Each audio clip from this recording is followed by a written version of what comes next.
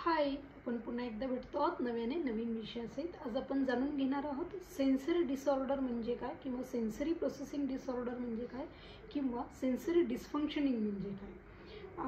आपण कान, नाक, डोळे, जीभ, त्वचा या 5 ज्ञानेंद्रियांद्वारे आपण बरंचसं आपलं कार्य करत असतो।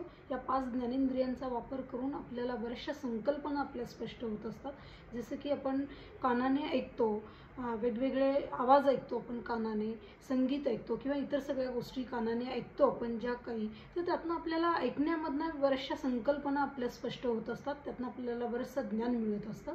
नाकाने जसं आपण वास घेतो, वेगवेगळ्या प्रकारचे वास घेतो आपण, सुगंधित आहे, दुर्गंधित आहे, दुर्गंध आहे किंवा कुजलेला वास आहे, सडका वास आहे, जळालेला आहे, असे वेगवेगळे प्रकारचे वास आपण नाकाने घेत असतो।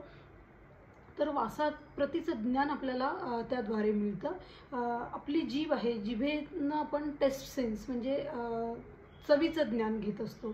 तर आंबट, गोड, खारट, तिखट या पदार्थांच्या चवी आपल्याला, पदार्थांच्या या प्रकारच्या चवी आपल्याला कळतात। तर चवीचं ज्ञान आपल्याला जिभेद्वारे मिळतं। आपली त्वचा आहे, त्वचेद्वारे आपल्याला स्पर्श ज्ञान मिळत असतं।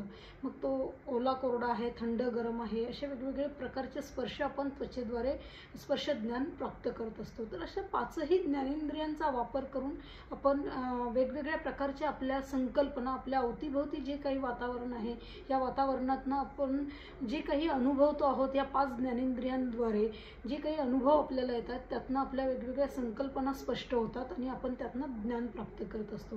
परंतु विशेष मुलांमध्ये हे जे 5ही ज्ञानेंद्रिय आहे, यांचं कार्य व्यवस्थितरित्या चालत नाही।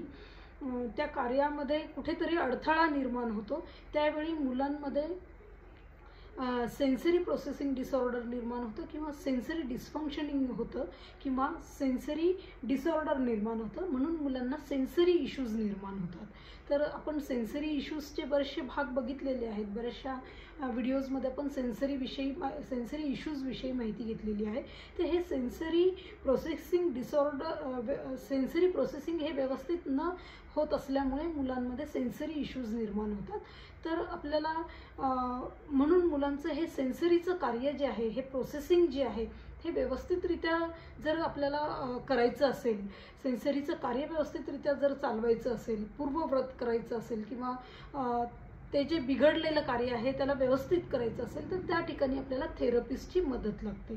तर जर तुमच्या मुलांमध्ये, मग ते ऑटिझम मूल असो, ADHD मूल असो, डाऊन सिंड्रोमचं मूल असो, सेरेब्रल पाल्सीचं मूल असो किंवा कुठल्याही प्रकारातलं मूल असो, त्याला सेन्सरी इश्यूज हे कमी जास्त प्रमाणामध्ये मुलांमध्ये असतातच। तुमच्या मुलांमध्ये जर हे असे इश्यूज असतील, सेन्सरी इश्यू असतील, तर नक्कीच त्याचं सेन्सरी प्रोसेसिंग हे व्यवस्थितरित्या कार्य करत नाही आहे।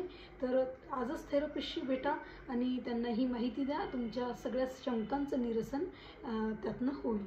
तर आज आपण सेन्सरी प्रोसेसिंगविषयी माहिती घेतलेली आहे, सेन्सरी डिसफंक्शनिंगविषयी माहिती घेतलेली आहे। आपण इथे थांबूया। धन्यवाद।